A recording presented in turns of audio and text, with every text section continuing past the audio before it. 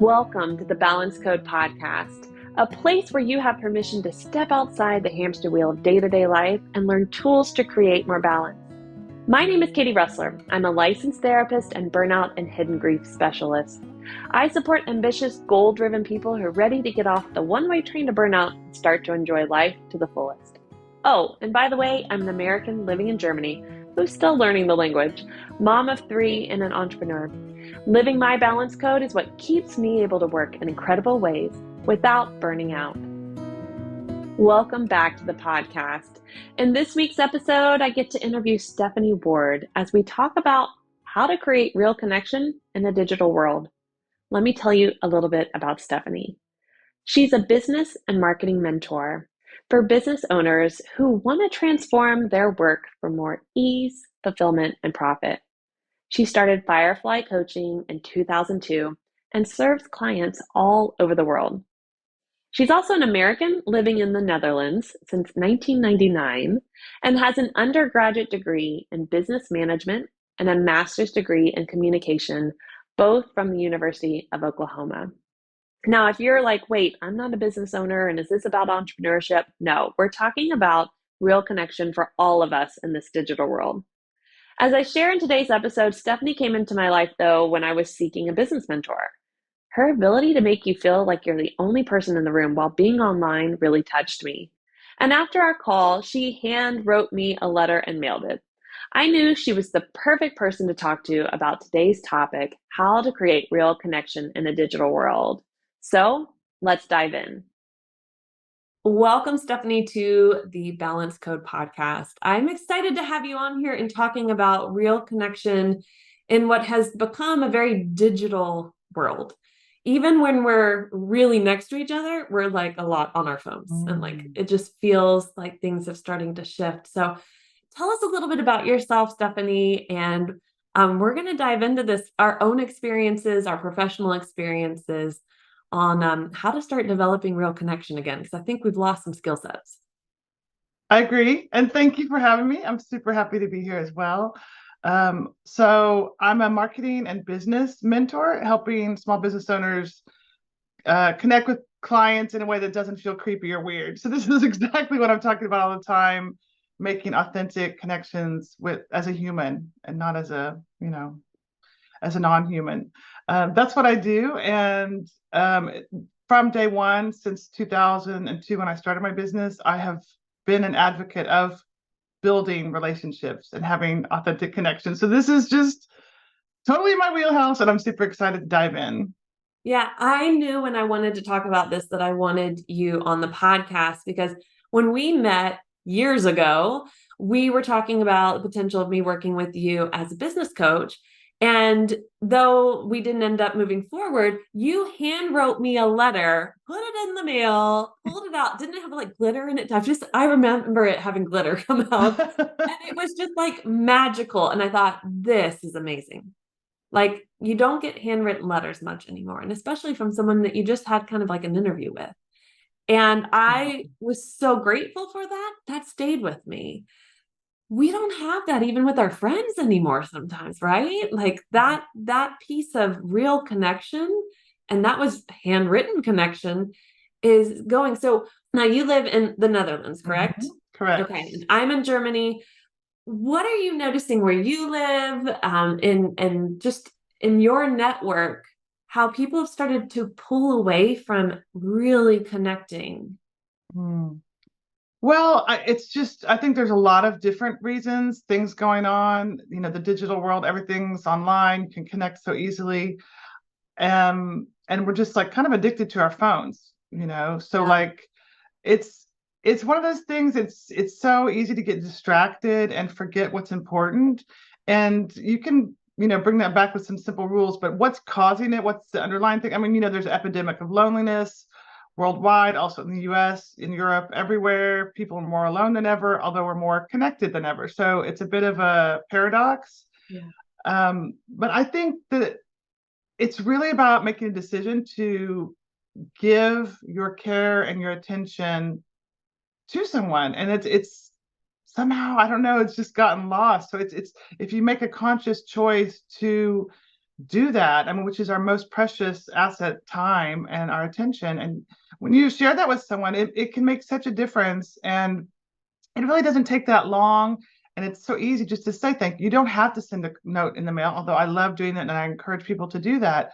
You can also send a voice text. You can send a written text. I mean, an email also works, anything to express your gratitude and appreciation of someone else if they've helped you or if they've supported you, or if you just, think they're awesome and you just want to tell them that. Yeah, I think we all are lacking that encouragement in our lives. We don't really feel like we have a lot of cheerleaders in our court. And because Mm, we weren't really probably raised to be our own cheerleaders, right? Then it's that feeling of like, I feel quite isolated and alone. So I love what you're saying. Like, say when you're grateful for someone, like put it out there. Say when you're thankful. It can be small things, it can be big things. One of the pieces that I've really noticed from my clients and my friendship circle, and I fall victim to this too, we stop listening. mm. It is very easy when you're on the phone with somebody to also do five other things at the same time. You can just put in your little AirPods or, headpiece in, and you're just like off doing other things while listening. Mhm. And we don't give our time and attention like maybe we used to when you sit down at a coffee shop with a friend and go, let's just talk about life. Let's talk about, all these things. So what are you what are you noticing about just communication skills in general? Are Mhm. people comfortable listening to each other? Like, what do you think is going on? Because since this is your wheelhouse, I'd love to hear. Yeah. Well, I think it's what you said. We're all so desperate and interested in receiving affirmation and support. And so we're thirsty, although this is a Sarah, I can't think of her last name right now, quote of standing knee deep in a river and dying of thirst. Mhm. It's you're surrounded, it's right here. And Yeah, one thing that many people have said is when you're in need of something, sometimes the best thing you can do is to give that very thing. So if you're feeling lonely or disconnected, then reach out to someone and be that one that says something to someone else. And it has to start somewhere. So I always say give first, give and forget. Don't keep a record, don't keep a track of the things that I called her, why she hasn't called me. Just give from a place of love and support, because that will also nurture you in the end. That's not why you're doing it, right? You don't. It's right. not. It's not keeping score. It's Right. about. But when you are helpful and caring and giving your attention and listening to someone, it does give you a good feeling as well, because we all, that's a human need, want to be heard and acknowledged and validated. So I think because of the if you're face to face with someone, it's hard to look at your phone, right? Or do something that's Yeah. distracting. You can ask someone, I need your 100% full attention from you right now. Could you just sit down and look out the window and not do anything else and just hear me for a minute? Yeah. And also asking people, and I'm guilty of this, I know, because I'm like I think, I have resources, solutions. I'm a huge fixer. Like, you tell me what's wrong, I've got 100 solutions for you. But to ask people if they need just to be heard, do you just need an ear, or do you want a solution, or do you want to brainstorm ideas? So give them the choice to say, no, can you just listen for a minute? I just need to let this out. And that you just sit quietly and say, I hear you. Oh, that does sound difficult. Wow, I can imagine it's hard. And if they say, no, I really would love some ideas, then you do that. Yeah. Uh, I have a couple of friends that are in my close circle, and they're the best at modeling the question, like, well, how do you need support right now? Or what type of support do you need? Because I might go blah about my whole day. And they're very quick before they go into advice giving or fix it or, let me explode with my own stuff. They're like, what is it you need right now? And Wonderful. that's a powerful question because you're like, wait, hold on. Yeah. I just need to vent or do I need, that support? So what I'm hearing you saying is we also find that we need to model it for others, even with the sense of like, hey, I need this in my life. Let me model this again so I Yes. can attract it back to myself. That can be really challenging because you said it like, so it's got to start somewhere. Why not with you? Hmm. But in that moment, you're like, why can't they just do it for me? Like, I Yeah. need it. Yeah, 100%. And this is a connected issue, I think, is that we all need to be willing to ask for what we need. Yeah. Ask for what you need. Ask the question. Don't think people can read your mind. They can't, and they don't, and they're not. So just give that up. It won't happen. Advocating for yourself and asking for what you need doesn't mean you're always going to get it, but you're sure as heck not going to get it if you don't ask and you're not aware of yourself of what you need. So that has to do with, learning to understand who you are and then getting the courage, build it. It's just a skill like any muscle, like any other. The more you do it, the easier it gets. The same with boundaries and saying no. It's, if you are used to asking for what you want and you're well aware that the answer could be yes, no, or maybe, and you're fine with all of the answers, right? So if someone says no, you say thank you for, considering it, and you move on. Like there's so much in there, but it all comes back to you. It all starts with you anyway. It starts and ends with you. So the more you can be aware of what you want and then practice asking for it, start with people that are safe, that that you really love, that can maybe be more gentle. But you'll get so good at it, if someone just says no, period, which is a sentence and a full answer, you'll say okay. Yeah. Yeah, definitely. I'm noticing the trend with social media over the last 10 years. We're so easily able to share everything, put it all out there, and we forget that there are human beings reading it. And so often when we get on the phone or in person with a friend, we immediately go into blah, let me share all my stuff. And we don't go, hey, do you have a moment?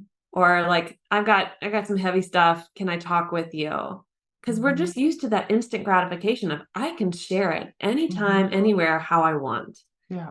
That piece, I think, of real connection, respecting boundaries. You just did the boundaries piece, and that made me think of like, it's a two-way street, right? Like, hey, how can I support you? But also, I have some stuff I need to share. Do you have the time right now? Like, Yeah. Stephanie, are you like, if you're like, I've got to get off this call and I'm going to be, well, then maybe I'm not going to dump my stuff on you right before your call and go, let's talk tonight. 100%. And it's not even just the time, because there's also the capacity and energy. Like, what if, my aunt just died, or what if my husband just lost his job? Like, it's time and energy. These are all things that are connected, and asking permission and saying, is this a good time for you? And then hearing the answer. And it's quite helpful to understand. Then it makes you realize, hey, yeah, other people are going through that stuff too. And I bet there's someone else that you could talk to about it, and then you can move on and ask someone else. And that's part of building a community and nurturing your friendships and deepening relationships, which is not only showing up when there's a problem, like be there for the good times, but also be there for them. So it's relationships are built over time, and they can't happen overnight, and they require time, intention, and energy. So that even someone that you're not in touch with a lot, maybe once a year even, but you've built something up over years, if you called them and said, I need you to be at my front door in 30 minutes, and be like, okay, like, they're not going to even ask, because they know you would never ask that if you didn't need, 1,000,000% need it. Yeah, definitely. So let's now go into the fact that a lot of us have coworkers we've never met because it's all on Zoom and things are so international now. Or like you and I, we have clients we've actually never met in person. How can we start to develop a real connection when we're not even able to like see each other face to face? It's basically just the screen in front of us all the time. Yeah. I think for me, it helps to have different channels and modalities. So, this is like the closest you're going to get with a video and audio with someone. And there's just voice only. You can send video messages that are recorded, and then so it's not in real time, it's asynchronous.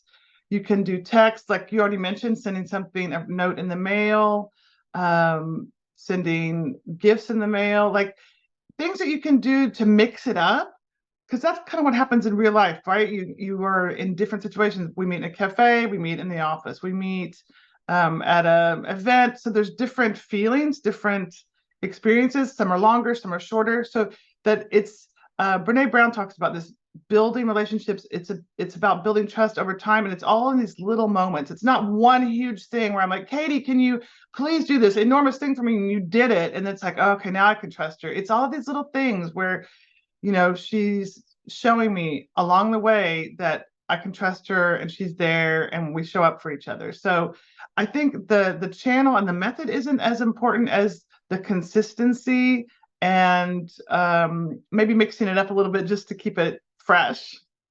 What I hear you saying is like, let the technology work for you. You Yes. know, like if you can do, like if you've got Voxer and you can do a Vox and then you can do like a video little response to something, that's kind of fun. Like that shifts the way that it changes up the communication. Now, some of you are like, oh my God, if they all my employees or all my coworkers did that, would be too much. But maybe you have somebody on your team you're working with closely and you want to build that trust. You're right. It's things like that. We would have met, in the break room for coffee and been like, how was Saturday? How did that thing Right. go? Right. We Yeah. don't get those touch point moments anymore. And we Yeah. don't get those, times where, especially if they're like no screen on, it's just audio, you don't get to look in their eyes and go, you look like you're going through something. How can I support, or should I take some things off of your project load? I've got this. We don't get that Yeah. often. So I like the idea of make it work for you. Make Yeah. technology work for your connection with people. Yeah, and you can also do like a conscious check-in, like once a month or every 2 weeks, where at the beginning of any meeting, you're like, let's just go around and let's just share like maybe a highlight and a low light, or a medium light, or whatever kind of lights you want to share, just so that you stay connected with knowing, that Suzanne's kid just left for college and Robert's wife just got her medical degree, like whatever, so that we can cheer each other on and celebrate what's happening and support each other if it's a difficult time. And also just, since the world happens to be on fire right now, if you need to discuss that as well, like how that's affecting you personally or your community. I love that you bring that up because often we just go into the like, okay, compartmentalize it, but it's always impacting us. Mm-hmm. Yeah. We're consuming information constantly because of this digital world, and it's hard to just turn that off and to go like, okay, let's act like everything's fine and go into this 90-minute work meeting. It's like, I like how you said, like, let's maybe have a time to just, check in and then get to the workplace. I think that's really beneficial. What about cultural differences with real connection? Mm. We Yeah. we get this experience right now. Like, what is the cultural differences that you notice that maybe we should be a little more aware of or ask questions? Like, yeah, from your own experience in your own personal life. Mm-hmm. Well, I've been fortunate to work with people from multiple cultures and countries and communities. And I am not an expert at all in every single culture at all. I have friends who are. I am not. I think this goes back to what we were talking about before, listening more than you talk. Follow the person's lead. If you're not sure, if you meet someone from another culture and you're not sure how things go, for example, the Dutch in general are very direct, right? They'll just tell you, hey, your shirt's ripped. Can't you afford some clothes? I mean, the first time I heard that, I was like on the floor, like, what did that person just say? But that's totally normal here. So, you may have some clues about a culture, but if you don't, just follow their lead, mirror what they're sharing. If they share, about the weather or the food, follow that and see where it goes. You can always test things. If you ask a question and it seems like they're taking it back, you can say, oh, I'm sorry, that may have come out too harsh, or I'm just, I'm from this culture or this culture, and we talk like that here. So I apologize. Let's change the subject or something. So, if you do go into swerve off the road, don't, cover it up and try to act like nothing happened. Just say, ooh, I feel like I've just kind of messed things up here, or it feels kind of weird. Sorry. Let's get back on track. So do your best, listen more, ask questions, and if it goes wrong, just apologize in that moment. Don't try to sweep it under the rug. Yeah, definitely. Stay curious, right? Yeah. Be willing to be wrong. Mm-hmm. Like, oh, I thought Yeah. you guys were okay with this. No, no, Yeah. okay, that's okay. Yeah. Like I think often we don't like being wrong anymore. We don't like getting it wrong or embarrassment. That's really what Mm-hmm. it is, right? We don't like to be embarrassed. And it's like, it's okay. It's Yeah. okay. We all wave to that person and realize it's not somebody we actually know. We've all done it. Yes. Yes. And And then tripped and then like we've we're all been there. and it's going to continue to happen. Like, we're going to be wrong. We're humans. It's going to happen Yeah. a lot. And so embracing that and knowing that and saying, oh, I'm really trying here. I just totally screwed that up. and I'm Yeah. sorry. And saying I don't know is also 100% like I have no idea. Let me come back to you on that. No idea Right. whatsoever. That's a perfect. I'd rather someone tell me I don't know than, you know, make something up or fake it. Like, I mean, Yeah. there's so much we don't know. And in fact, the more you know, the more you realize you don't know anything. So it's just like coming from a place of curiosity and humility and willingness to learn and to be wrong and to apologize if you are. I think sometimes when we're in meetings or meeting someone on the screen, like, hey, let's meet up. We live in two different countries. There's something about the screen and the camera that makes us sort of shift how we are or what we are because we're consuming content all the time from people, whether it be a podcast or a vlogger or things like that, where we see them a certain way and we feel like, okay, this is how you're supposed to be on camera. So sometimes the real connection is just being yourself fully in those moments too. And it 100%. can be hard to turn that off. It's like going to work, like when you go into the office, you're not like in your pajamas and stuff. So I get it. It's very easy for us to shift those things. But how can you still bring your real vulnerable and authentic self?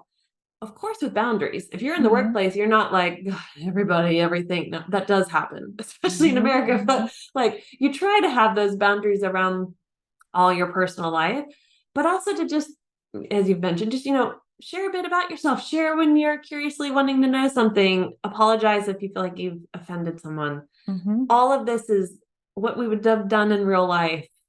And I think the more that the digital world evolves, all sorts of, I'm sure, holograms and all these things that are going to Mhm. evolve to things that can be in the home very easily. It's even more important for us to teach ourselves, but every generation that's coming, how to have real connection, how to Yeah. really listen, how to ask questions and not think of your next answer. Like, oh, I'm asking you this so that I can then, how to be present. And Mhm. I find, Stephanie, often that's because we're not comfortable being present in our own personal lives. I think you're 100% right about that. It does, again, this is leading back to what we said before. It starts with you. Like if you can't sit quietly by yourself and be in that moment and the present moment, the Power of Now, Eckhart Tolle's book, is one of the three of the Holy Trinity books in my life. The other two are Loving What Is by Byron Katie and The Four Agreements by Miguel Ruiz. But the Power of Now, that's it. Like literally life only happens right now. Yeah. Yes, you think you have a memory of a past and you're worried about these things that are going to happen in the future, but really, so if you're only ever in the past or only ever in the future, you're totally missing your whole entire life. Yeah. Like my whole life right now is you. That's it. It's the two of us sitting here. There's nothing else going on. Like this is the moment. And if I'm thinking about I have to get groceries later or I have to pick up the kids, all these things, and I don't have kids by the way, but then you're missing it. You're missing it. So what you're talking about presence, becoming more comfortable and joyful and accepting and embracing and staying in the present, it has a world of benefits, including that usually in the present, there's not so much terrible going wrong. It's the past that's traumatizing us or this future idea of what's going to happen that's making us so stressed. So there's a lot more peace in the present as well. Yeah. No, I agree. One of the pieces to being present and that comfort is to understand all of you. Like again, the mistakes and the good and the bad in quotations, right? We've been Mm-hmm. told to talk about things this way, but and online in the digital world, we can create a facade and we can pull away from who we really are. And as soon as someone really gets to really connect with us, it can be uncomfortable because it's like, oh, I have to say that thing to your face. Like, Mm-hmm. ooh, that's uncomfortable. So getting comfortable with ourselves, but then also really recognizing that um, it's healthy to have some filters around the things that we say to each other. It's healthy to have the filters around what we say to ourselves. I think 100%. it's huge. Yeah, and I would add one more thing too, and this is again up to everyone and how comfortable they feel and their own personal wishes and boundaries. But I keep I'm on social media a lot and I'm visible and I'm a very private person. Mhm. I keep a lot, so because it's precious to me. These are things that I don't want to share with anyone, and I'm not going to share it with anyone, and unless you're in my intimate world. But so I don't put stuff out. So just my suggestion is consider what you're sharing, and consider if that's something maybe you want to keep for yourself and your little group, and for your or just for yourself. You don't have to share everything. And remember that those things belong to you and you're not required to share them with anybody. I always laugh when I meet someone who's never, like, we've never met for the first time in person. It's always been digital.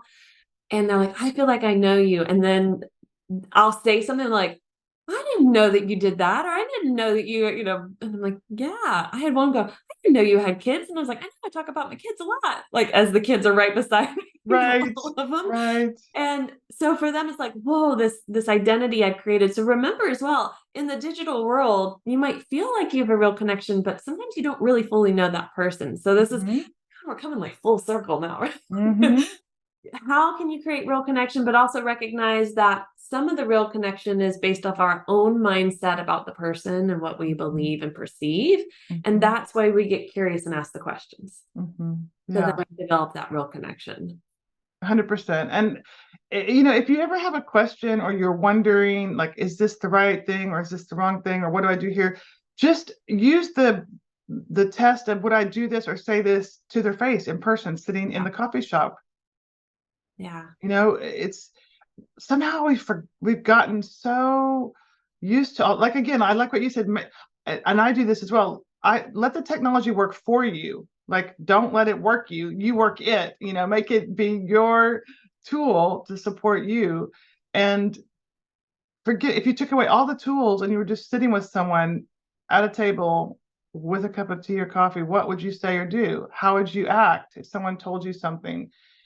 So it's pretty easy just to come back to, okay, what's the human Yeah. response, what would a human do, and then also keep in mind you can also, not everything has to be public. Yeah. You can have a conversation if you see something online that disturbs you or you want to inquire about or that you're not sure about, you want clarification on. You can send a personal message. You don't have to you know put it out there for everyone. You can send a private message saying, "Hey, I saw that and I was just wondering," and then clarify privately. Not everything needs to be a public conversation. Yeah. I think it sets the example. No, no, you're not here to save the day. It's okay. Mm-hmm, mm-hmm. Stephanie, it's been such a pleasure to have you and to have this conversation. If people want to connect with you and work with you, where can they find you?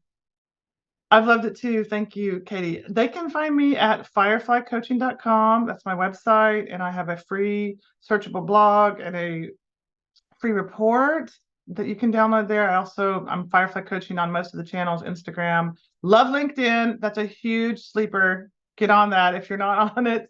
A great channel, and I'd love to connect.